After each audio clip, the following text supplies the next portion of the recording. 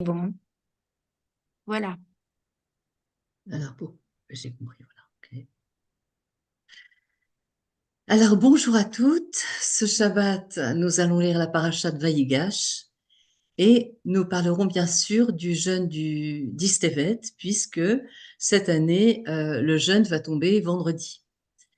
Et nous ferons justement un lien entre la paracha et le jeûne, lié bien sûr à la Teshuvah. Alors, l'histoire de Yosef qui va se révéler à ses frères après des décennies de séparation. Et chaque année, on lit ce passage. Et je trouve que c'est l'un des épisodes les plus dramatiques de toute la Torah. 22 ans plus tôt, Yosef, à 17 ans, ses frères, comme on a dit, l'ont détesté, l'ont enlevé, jeté dans une fosse, vendu comme esclave. Il passe 12 ans en prison et devient le vice-roi d'Égypte, qui était la superpuissance de l'époque.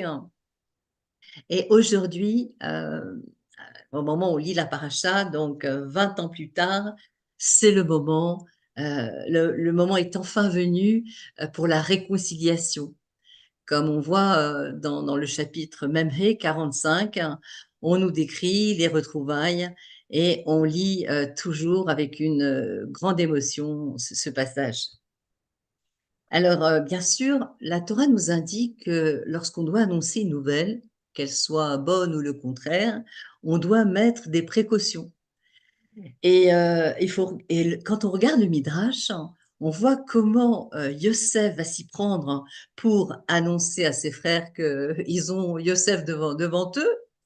Et le Midrash nous dit, il change de ton, il entame avec ses frères une conversation amicale. Et il leur dit, vous m'avez mentionné la mort probable du frère de Benjamin. Oui, certes, répond les frères, il est certainement, nous le croyons, décédé. Et Yosef reprend, il dit, mais qu'est-ce qui vous fait croire cela? Vous pouvez être sûr que c'est d'avoir causé sa vente comme esclave. Or, c'est moi qui l'ai acheté, dit Yosef, hein. Et à présent, je vais l'appeler. Et Yosef se met à crier, Yosef, Yosef, Ben Yaakov, viens ici parler avec tes frères. Et ceux-ci, complètement ébahis, se mirent à tourner dans toutes les directions des quatre coins de la salle du palais, guettant l'arrivée de leurs frères. Voyant qu'ils s'étaient un peu familiarisés avec l'idée des retrouvailles, Yosef leur dit, à quoi bon de porter ailleurs vos regards? Ani Yosef, Aod Avichai, est-ce que mon père est encore en vie? Nous trouvons d'ailleurs cette même idée lorsque il faut annoncer que Yosef est vivant à Yaakov, lorsqu'ils vont remonter en Canaan pour annoncer que Yosef est vivant. Donc le Midrash nous donne aussi une belle idée. Donc il y a Sérar qui est la fille de Hacher, petite fille de Yaakov, qui jouait très très bien de la harpe. Et c'est ainsi qu'elle a chanté donc en faisant quelques notes avec les cordes de la harpe, que en chantant Yosef est vivant, Yosef est vivant. Donc toujours préparer une personne à une nouvelle afin pas- de ne pas provoquer trop d'émotions qui peuvent être préjudiciables pour la santé. Alors, à ce moment-là, Yosef ne peut retenir ses larmes. Il renvoie tous les assistants et égyptiens du palais et personne d'autre ne doit se trouver dans la pièce lorsque Yosef va se révéler à ses frères. Donc il se met à pleurer avec des sanglots tellement forts que les Égyptiens ont pu entendre. On peut entendre ces pleurs, hein. Et donc, comme on a dit, la première phrase, Ani Yosef, Aod Avichai, je suis Yosef, est-ce que mon père vit encore? Et ses frères sont tellement, comment dirais-je, pantois, surpris. Ils n'ont rien pu répondre. Et alors, lorsque Yosef a vu leur désarroi, il leur dit, approchez-vous de moi. Et lorsqu'ils se sont approchés de lui, il a dit la chose suivante. Il répète, Ani Yosef, je suis Yosef, c'est moi que vous avez vendu en Égypte. Et maintenant, leur dit-il, ne soyez pas affligés, ne vous reprochez pas de m'avoir vendu ici, car c'est pour la subsistance que Akadosh Baruch Hu m'a envoyé avant vous, pour assurer la survie dans le pays et pour vous soutenir dans les périodes de famine. Alors, si on analyse les propos des premières paroles que Yosef a dites à ses frères, hein, eh bien, il y a quelque chose qui ne va pas. Pourquoi? Parce que Yosef révèle son identité en disant je suis Yosef. Il révèle son identité et évidemment il demande des nouvelles de son père. Les frères sont saisis d'effroi, ne peuvent pas répondre et le récit continue. Approchez-vous de moi, c'est vous qui m'avez vendu en Égypte. Alors apparemment, comme on a dit, il essaye de leur apporter du réconfort, de les apaiser dans leur désarroi, dans leur... ils se sentent mal. Et pourtant, les paroles qu'il leur adresse après leur surprise semblent faire l'effet inverse.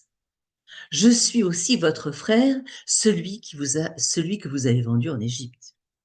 Il précise maintenant clairement que ce sont eux qui ont commis cet acte odieux. Et pourquoi dire cela à ce stade-là, à ce moment-là, alors qu'il tente de les apaiser, qu'il tente de les rassurer, qu'il tente de les détendre de leur crispation? D'autant plus que Benjamin ne savait pas ce que les frères avaient fait à Yosef. Et il va révéler cela devant Benjamin, devant leur jeune frère, qui n'était pas, né lors de la vente. Alors, est-ce qu'il est nécessaire de répéter « Je suis Yosef, votre frère, celui que vous avez vendu en Égypte » ? Est-ce qu'ils pensaient qu'ils avaient oublié qu'ils avaient vendu leur frère en Égypte? Y avait-il un autre frère? Et même s'ils se sentaient peut-être obligés de partager cette preuve pour prouver qu'il était bien Yosef, car personne d'autre ne connaissait l'histoire, pourquoi est-ce qu'il ne l'a pas dit dès le début lorsqu'il a révélé son identité? Alors, lorsque Yosef a révélé son identité, les frères ont réalisé que pendant tout ce temps, ils ne voyaient que le Yosef extérieur, c'est-à-dire le Chitsoni, ce qui est vraiment extérieur, pas vraiment ce qui est au plus profond de son être, pas ce qu'il est en profondeur. Il pensait interagir avec le premier ministre égyptien, alors qu'en réalité, il était leur frère. Alors soudain, ils ont réalisé que leur point de vue sur la réalité de ce qu'était vraiment Yosef, hein, eh bien, ils se sont rendus compte que leur vision était complètement erronée. D'ailleurs, dans la paracha de Vayeshev, lorsque il va à la rencontre de ses frères à Dothan, avant tous ces événements, eh bien, il est écrit Vayeru oto merachok. Ils l'ont vu de loin. Ils le virent de loin. Et pour les frères, soudain apparaissait une vérité encore plus douloureuse et plus profonde, c'est qu'ils ils n'ont jamais connu leur frère vraiment. Même lorsqu'ils l'ont vu, ils l'ont vu de loin. Ils ne l'ont jamais vraiment connu. Et c'est valable aussi pour chaque individu. Des fois, on voit une personne de loin. On ne sait pas du tout ce qu'elle est, ce qu'elle représente. On ne cherchait pas vraiment à la connaître et on a peut-être un jugement superficiel sur cette personne. Donc, c'est pour ça que Yosef, on nous dit, la Torah nous dit, Yosef a reconnu ses frères, mais eux ne l'ont pas reconnu. Alors c'est vrai qu'il y a l'explication pshat, c'est-à-dire que effectivement Yosef a changé lors de sa vente, il avait 17 ans, il était habillé en tenue égyptienne, il parlait l'égyptien, toute la communication passait par un métourgam, par un traducteur, qui était d'ailleurs Ménaché, le fils de Yosef. Donc Yosef les a reconnus, ils n'avaient pas tellement changé. Les frères n'ont pas reconnu Yosef, effectivement, il y a un grand changement. Mais c'est vrai que c'est bien aussi de voir l'explication Al-Pi Chassidout. Que nous dit Rabbi Shneur Zalman sur ce pasouk? Yosef a reconnu ses frères, mais eux ne l'ont pas reconnu. Nous explique que Yosef, en fait, a vu la Kedusha chez ses frères. Pourquoi? Parce qu'ils ont vécu la majeure partie de leur vie isolés en tant que bergers, dans une vie spirituelle, impliqués dans la prière, la méditation, l'étude. Et pourtant, ces mêmes frères n'ont pas eu la capacité de discerner la richesse morale gravée dans le cœur de Yosef. D'ailleurs, on voit bien que Yehuda, lorsque Yosef est arrivé vers eux, à un moment donné, il dit Ma Betsa, quel but de tuer notre frère? Et nos Chachamim nous disent que Betsa, Bet c'est Boker, Sadik Tsaoraïm et Aïn c'est Arvit, faisant référence aux 3 prières de la journée. Boker, Shaharit le matin, euh, Tsaoraïm, la prière de Mincha, Arvit, Aïn, la prière, Arvit, la prière du soir. Donc, nous faisons la prière 3 fois par jour. Comment est-ce qu'on peut en arriver à tuer notre frère? Donc, c'est pour ça qu'il y a eu tout ce processus de la mise dans le bord, dans le puits et la vente. Et en vérité, donc, ils n'ont pas reconnu cette, comment dirais-je, cette dimension spirituelle que portait Yosef en lui, qu'il avait dans son cœur. Et lorsqu'on dit que ses frères étaient complètement pétrifiés, horrifiés, ils n'ont pas pu répondre, dit la Torah. Et pourquoi? Parce que c'était justement un remords intérieur qui leur causait une douleur euh, et de n'avoir pas su voir la dimension que Yosef possédait finalement une si belle neshama, une si belle âme. Pour concrétiser cela, on pourrait donner l'exemple d'un couple dont l'un des conjoints a des traumatismes importants et va faire subir à l'autre beaucoup de problèmes. Alors que son mari ou sa femme sont franchement extraordinaires, ils veulent construire, ils veulent faire des choses, ils veulent avancer dans la vie. Eh bien, à cause de ces traumatismes non réglés, il ou elle va faire mener une vie impossible à son conjoint ou à sa conjointe. Et lorsqu'il va se rendre, ou elle va se rendre compte, après maintes thérapies et d'introspection et de retour sur soi et de questionnement, donc ce conjoint ou cette conjointe va réaliser que elle ou s'est montrée injuste envers la personne avec qui elle vit ou il vit et va ressentir une culpabilité d'avoir été si injuste, donc à ce point envers la personne finalement qui est le plus proche de soi. Et eh bien, justement, c'est cela que les frères ont ressenti à ce moment-là. Ils ont découvert quelle erreur tragique qu'ils avaient commise. Ils étaient enfermés dans leur propre vision, sourds aux cris de leurs frères, incapables d'apprécier sa véritable âme et donc de provoquer une injustice irréparable, une perte irremplaçable qui finalement les tourmentait.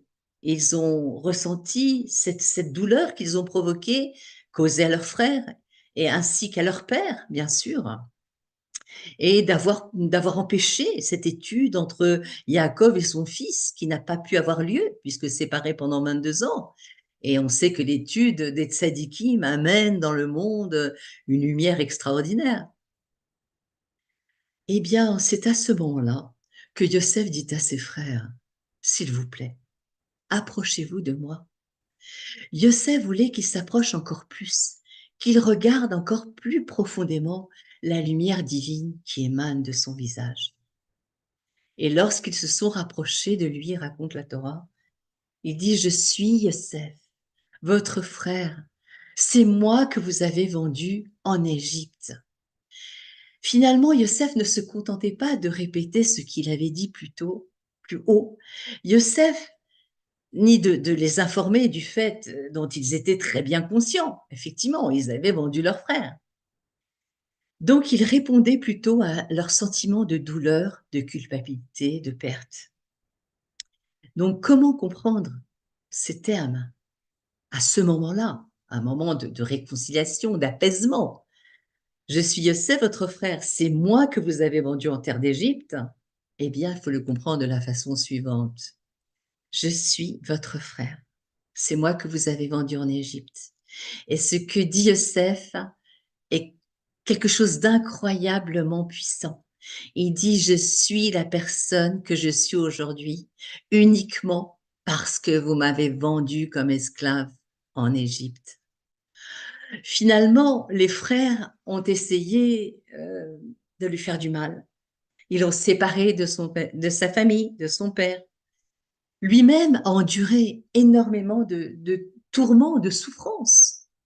Pourtant, à ce moment profond de guérison, Yosef peut regarder sa vie et dire à ses frères, maintenant, ne vous affligez pas, ne vous reprochez pas de m'avoir vendu ici en Égypte, car c'était pour la subsistance, pour nourrir le monde que Dieu m'a envoyé avant vous, pour vous aider à subsister et pour assurer votre survie sur terre et pour vous soutenir. Alors les épreuves et l'adversité auxquelles Yosef a été confronté dans cette jungle qu'était l'Égypte, que l'Égypte était le pays, la superpuissance de l'époque, mais c'était aussi le pays le plus dépravé de, de, de l'époque. Et c'est ce qui a déclenché, donc finalement, euh, comment Yosef a pu rester justement Yosef Hatzadik. Et les frères étaient en train de ressentir euh, ce qu'ils ont fait, ce qu'ils lui ont fait, et qu'ils étaient maintenant, quelles étaient leurs erreurs. Mais finalement, cela a permis qu'ils deviennent vice-rois. Ça a permis que Yosef va diriger la plus grande puissance de l'époque, comme on a dit, de donner de l'espoir, malgré les vicissitudes de la vie, il a pu surmonter de l'espoir, de l'amour, de la guérison pour le monde. Alors, bien sûr, on peut se dire que si Yosef était resté près de son père, il aurait atteint de très hauts niveaux spirituels. Mais ce n'est que grâce à sa confrontation avec l'abîme qu'était l'Égypte que Yosef a atteint cette majesté particulière qui a fait de lui un des plus grands leadership, un des plus grands dirigeants de l'époque, responsable du salut d'une grande partie de l'humanité. Yosef, on peut se dire qu'il était fait en quelle matière était fait Yosef. Mais non, Yosef n'était pas différent à sa douleur. Il pleure au moins sept fois, nous dit la Torah. Il pleure plus de fois que quiconque dans le Tanakh. Il n'a réprimé ni nié son agonie, ses tourments, ce qui le rend d'ailleurs profondément humain. Mais alors qu'il regardait sa douleur, qu'il sanglotait, qu'il a abandonné son ego, parce que pour pleurer, se laisser aller, on abandonne l'ego. Ses attentes, ses rêves, ce à quoi sa vie devait ressembler, eh bien, il a découvert un sens, un but profond dans son voyage de la vie, un sens qu'il n'aurait jamais pu avoir par lui-même. Donc, c'est cela le sens, comme disent nos sages, Asher Mechartem. Vous m'avez vendu. Merci, on peut traduire ainsi, merci de m'avoir vendu. Et d'ailleurs, c'est à mettre en parallèle, donc de ce côté négatif et sorti du positif. Hein. D'ailleurs, c'est à mettre en parallèle avec les tables de la loi qui ont été brisées. Donc, les tables de la loi qui se brisent, c'est quelque chose de négatif. Et pourtant, Dieu dit, Yesher Koach, merci de les avoir brisées. Donc, on voit que finalement, c'était pour le bien. Alors, quel enseignement? Eh bien, il y a toujours, on se demande dans notre vie, et si seulement? Si seulement, tout comme les frères, beaucoup d'entre nous vivons nos vies en pensant, et si seulement j'avais réussi ce concours, et si seulement j'avais réussi à avoir ce poste de travail, et si seulement ma situation était différente, j'étais née dans un autre, je serais née dans un autre type de famille. Si seulement j'avais une meilleure personnalité, et si seulement j'avais fait moins d'erreurs, et si seulement j'avais traité mon conjoint, ma conjointe ou mes enfants différemment, si seulement je n'avais pas été maltraitée, ou si seulement je n'avais pas été étouffée par trop d'amour. Enfin, la liste peut être longue et pour nous lamenter, sangloter, que c'est pénible, c'est triste, qu'on aurait pu faire autrement. Mais ensuite, se dire, après une profonde respiration, que le voyage de notre vie, avec ses hauts, ses bas, nous permettent de découvrir notre mission unique, de transmettre notre lumière singulière au monde, et qu'après réflexion, nos bonnes actions comme nos erreurs font partie du plan divin. Et donc se dire que les plans d'Akadosh Baruch Hu sont mystérieux, et à chaque étape de nos voyages, eh bien c'est vrai, c'est difficile, on vit des choses des fois difficiles, mais chaque étape de la vie est là pour aider chacun d'entre nous, souvent d'ailleurs le Rabbi l'explique dans une sikha, à projeter sa lumière infinie, unique, que nous avons, nous sommes uniques, empreinte digitale unique, de répandre effectivement, avec nos expériences, notre vécu, cette lumière unique dans le monde. Et c'est vraiment ce message que Yosef nous transmet. Et comme nous l'avons dit plus haut, nous allons, ce vendredi, nous allons faire le jeûne du 10 Tevet, jour de deuil, jour de tchouva, puisque en 425 avant l'ère commune, avant JC, les armées de l'empereur de Babylone ont assiégé Jérusalem. C'est le siège, ça commémore le siège de Jérusalem. Et dans sa patience, Dieu a retardé la destruction pour donner aux Juifs encore la chance de revenir, de faire tchouva. Et il a envoyé d'ailleurs le prophète Yirmiyahu pour alerter la nation de ce qui allait arriver. Mais on n'a pas voulu l'entendre. On ne veut pas entendre la voix des prophètes. Et celui-ci d'ailleurs a été jeté en prison. Et finalement, ce n'est que 30 mois plus tard que le 9 Av, jour funeste, le temple a été détruit et le peuple juif est parti en exil et a été exilé. Alors, qu'est-ce qu'il y a de particulier de ce jour du 10 Tevet, en dehors du fait de sa commémoration de ce siège de Jérusalem? Eh bien, les jeûnes qui sont observés par les Juifs, le 10 Tevet a quelque chose d'unique parce qu'il est observé même quand il tombe un vendredi. Ce qui est le cas cette année. D'ailleurs, nous casserons le jeûne au moment du Kiddush. Donc, nous avons dit que le jeûne est lié à la Teshuvah, lié avec, bien sûr, la paracha, puisque les frères ont fait une Teshuvah extraordinaire lorsqu'ils se sont retrouvés dans Yosef. Et justement, il y a un jour, un homme se présente devant le rouginaire, le rabbi de Rougine, et il lui dit, euh, j'ai fait beaucoup de fautes, j'ai beaucoup de péchés, je sais plus comment m'en sortir. Je voudrais revenir vers Dieu d'un cœur sincère, faire teshuva. Et le rabbi de Rougine lui dit, il regarde l'homme qui se tient devant lui et ne comprend pas ce qu'il veut. Et il lui dit, bah, écoute, dans ce cas, fais teshuva. Alors l'homme lui répond, mais Rabbi, je ne sais pas comment faire. Rabbi Israël lui dit, mais comment as-tu su, tu as su comment on fait fauter? Alors le pêcheur plein de remords a répondu simplement, j'ai agi et j'ai réalisé que j'avais péché. Eh bien, dit le rabbi, il en va de même pour la teshuva. Regrette sincèrement et le reste viendra de lui-même. Alors, d'où vient l'immense puissance de la teshuva? Teshuva, on traduit en français par repentance, mais on va dire plutôt retour, le retour. Comment peut-elle effacer le passé, changer le présent, façonner l'avenir, recréer pour ainsi dire quelque chose de nouveau? La tchouva est dans le cœur et dans l'esprit. Une pensée de tchouva est suffisante, car la pensée n'est pas restreinte par les limites du corps. L'esprit peut traverser l'univers en quelques secondes et la marshava, la pensée est l'essence même de l'homme. Nos pensées nous appartiennent. D'ailleurs, le Baal Shem Tov dit l'homme est là où ses pensées se trouvent.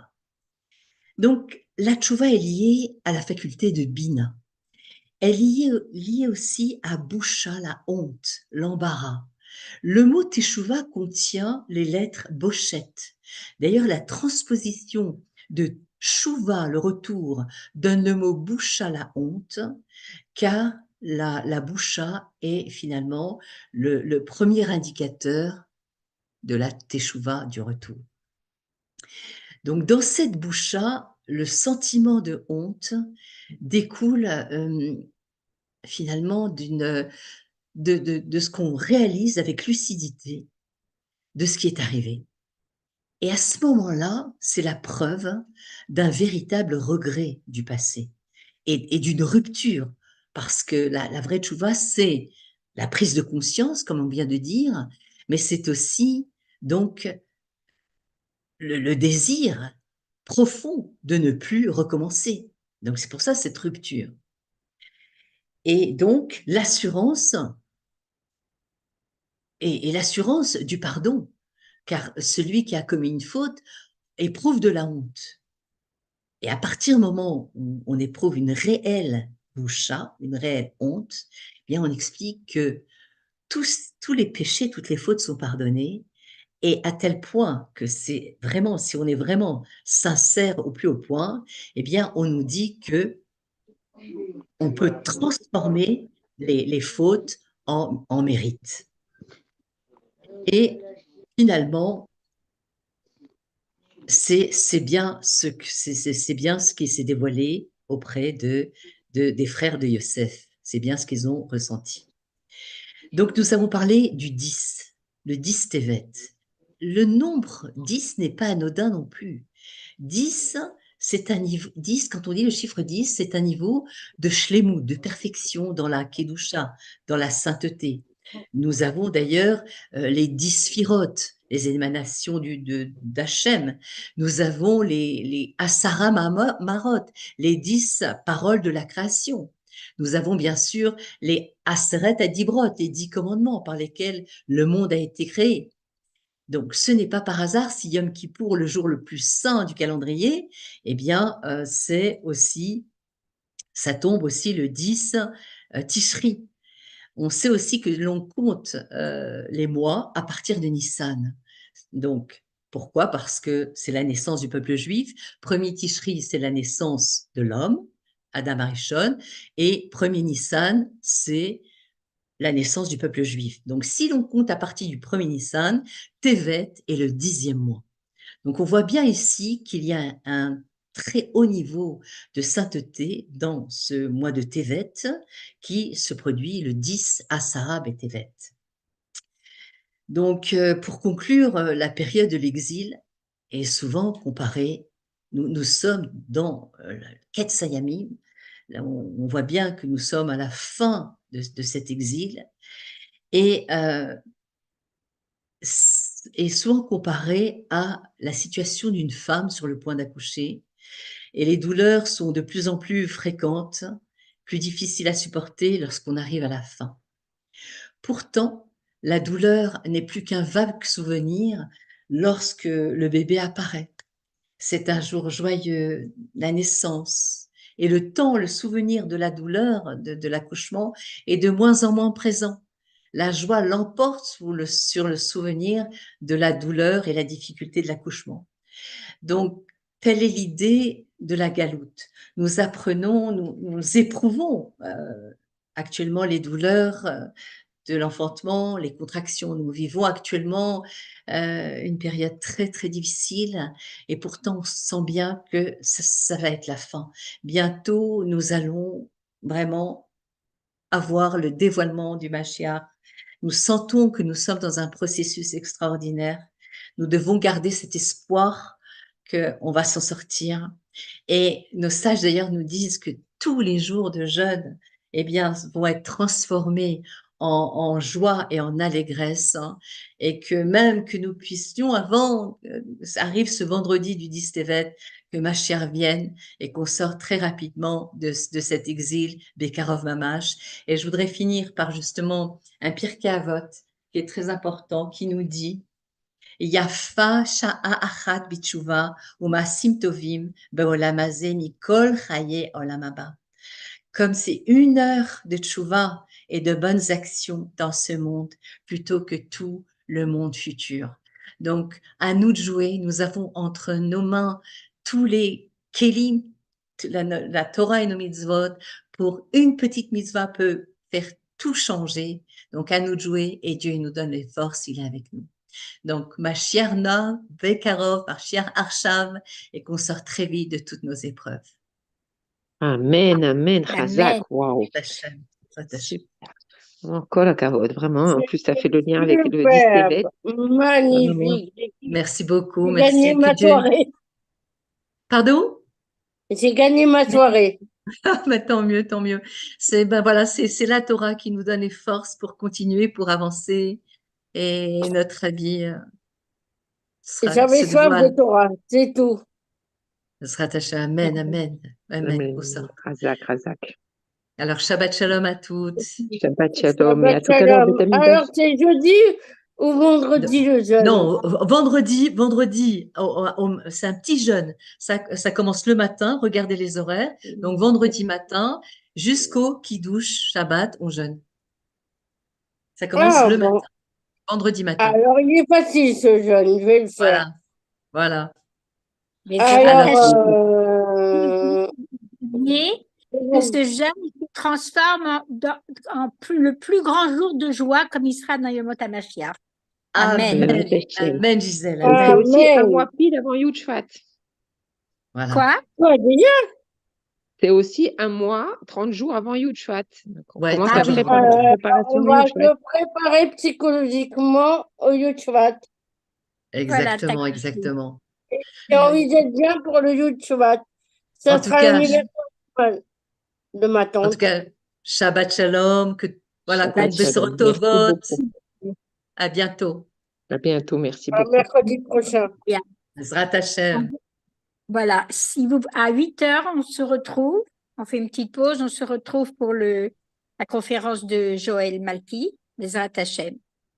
Elle va nous donner un autre regard sur Tevet que ce qu'on a entendu cette semaine. Donc, à tout à l'heure.